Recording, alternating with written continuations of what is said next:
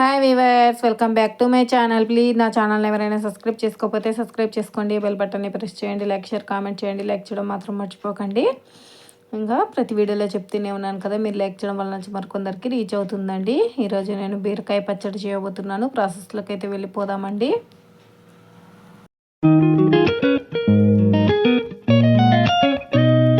ముందుగా అయితే స్టవ్ వెలిగించి కడాయి పెట్టుకొని ఒక 4 టేబుల్ స్పూన్ల ఆయిల్ వేసి బీరకాయల్ని బాగా ఫ్రై చేసుకోవాలండి. దీంట్లో ఉన్న నీరంతా ఎగిరిపోయి ఆయిల్ పైకి తేలేంత వరకు ఉంచేసుకొని ఇంక ఇప్పుడు బీరకాయల్ని తీసేసి పచ్చిమిర్చిని కూడా ఫ్రై చేసుకోవాలండి. పచ్చిమిర్చిని కూడా కొంచెం పచ్చిదనం పోయి ఫ్రై చేసుకోవాలండి. నూనెలో బాగా కుక్ చేసుకోవాలి. ఈ పచ్చడి అనేది నెయ్యిలోకి దేంట్లోకైనా సరే చాలా కమ్మగా ఉంటుందండి.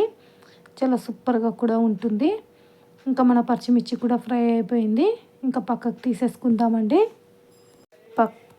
పక్కకు తీసేసి ఇప్పుడు ఇందులోనే టమాటాలని కూడా ఫ్రై చేసుకుందామండి. బాగా ఫ్రై అయ్యాక ఇంకా రోట్లో కొంచెం ఉప్పు, మనం ముందుగా వేయించిన పచ్చిమిర్చి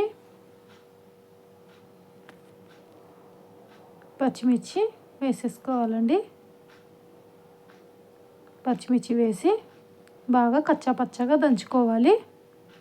మెత్తకు కావాలంటే మెత్తకు కూడా దంచుకోవచ్చు. కచ్చాపచ్చగా దంచుకుంటే టేస్ట్ అనేది చాలా బాగుంటుందండి.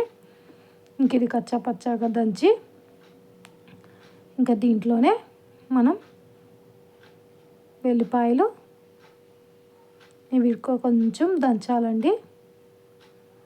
ఇప్పుడు బీరకాయలని వేసేసుకుందాం. బీరకాయని కూడా కచ్చాపచ్చగా దంచుకోండి. మెత్తగా దంచితే టేస్ట్ అనేది అంత బాగుండదండి. దీన్ని కూడా కొంచెం కచ్చాపచ్చగా దంచితే సరిపోతుందండి.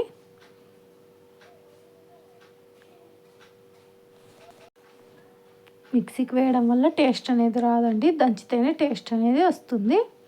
ఇంక ఇప్పుడు ఇందులో మనం టమాటాలని యాడ్ చేద్దామండి. చింతపండు నానబెట్టి ఉంచుకున్నాను, దీన్ని వేసేసి దంచిన తర్వాత టమాటా వేసుకుందాము. మీ కారాన్ని పులుపుని బట్టి వేసుకోండి. ఇది మొత్తం పచ్చడిలో కలిసిపోవాలండి. చింతపండు అనేది నూనెలో కూడా ఫ్రై చేసుకోవచ్చు. నానబెట్టడం వల్ల తొందరగా నలుగుతుందండి. ఇంకా టమాటాలని వేసేసుకుందాము.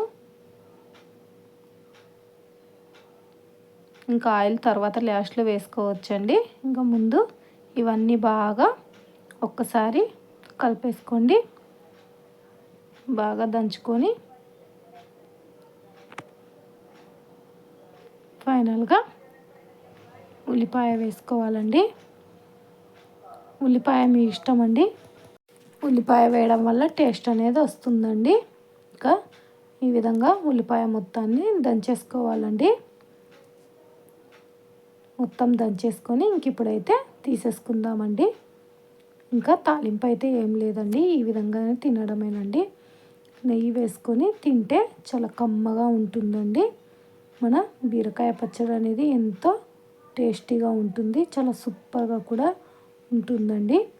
అప్పుడప్పుడు చేసుకోండి. వారానికి ఒక్కసారైనా సరే. వీడియో నచ్చినట్టయితే లైక్ చేయండి, కామెంట్ చేయండి.